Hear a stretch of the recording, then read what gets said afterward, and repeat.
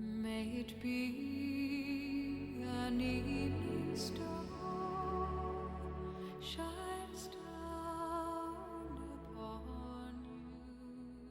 Welcome to our reflection for the month of November.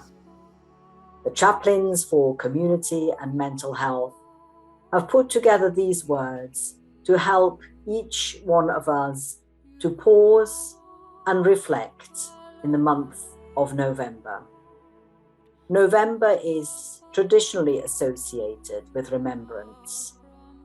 In the middle of the month come the national events to mark Remembrance Sunday and Armistice Day, which are linked to World War and conflicts since 1945. But there are other remembrances, individual or in small groups and families, and these, of course, may occur at any time. But the national events to mark Remembrance Sunday often lead to other occasions of remembering. We all want to be remembered now and in the days to come. But if we want to be remembered now and in the days to come, we have a duty to remember. Memory is powerful. Wrongly used, it brings death. Rightly used, it brings life. It is a form of immortality. It keeps the past alive. Those whom we remember remain alive in our memory. They walk and talk with us and help us to live our lives now and in the days to come. Remembrance is more than remembering. The use of memory, individual or collective, is key, but there is more. Remembrance leads us to thankfulness for good things and regret for things that were not good in the past. Remembrance is not nostalgia, which sets things in a rosy glow. Remembrance is an honest engagement with the past. There is an honoring of the past, but also a spur to atone for what was amiss. Old wrongs become the spur for new rights. Our remembrance is perhaps most effective when there is a personal engagement. We recall those whom we have known and who have shared our life experiences. Or we think of a family member, even if we only knew them through our family. Remembrance acknowledges the loss of the person, but equally claims their legacy. We usually light candles to remember those who have died. And a regular part of our weekly reflection is to light a candle. This we do to help us to reflect, and as a collective act which emphasizes that though we are not gathered together physically, we are all linked. Night is Coming On by Fleur McCarthy. Night is coming on. The last birds fly hurriedly to their nests. Slowly but surely, darkness takes possession of the world. However, no sooner has darkness fallen than the lights begin to come on, below us, around us, above us, near us, and far away from us. A candle in a window, a lamp in a cellar, a beacon in a lighthouse, a star in the sky. And so we take heart and find our way again. When a good person dies, darkness descends on us.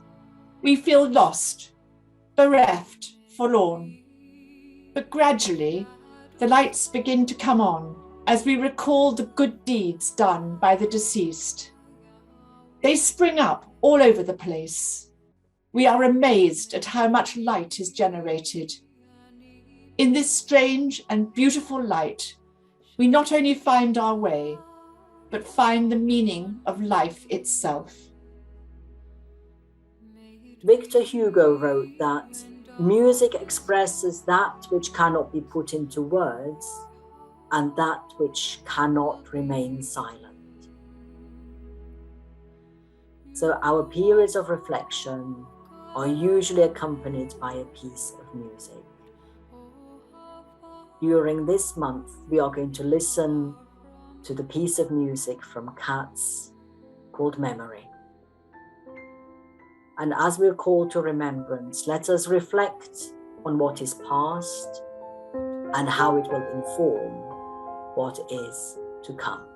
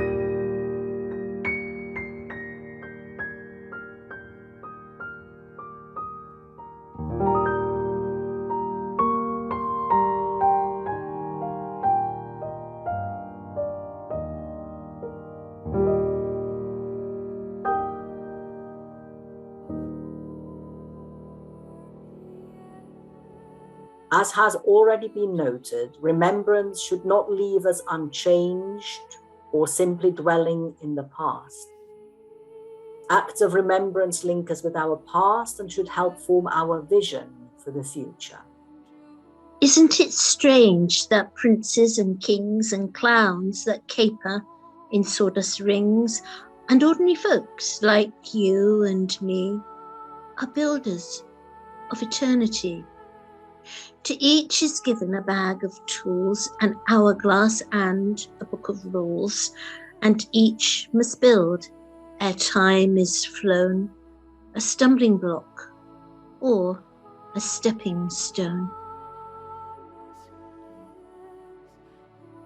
In a moment, I'm going to extinguish my candle as a sign that this week's pause for breath has come to an end.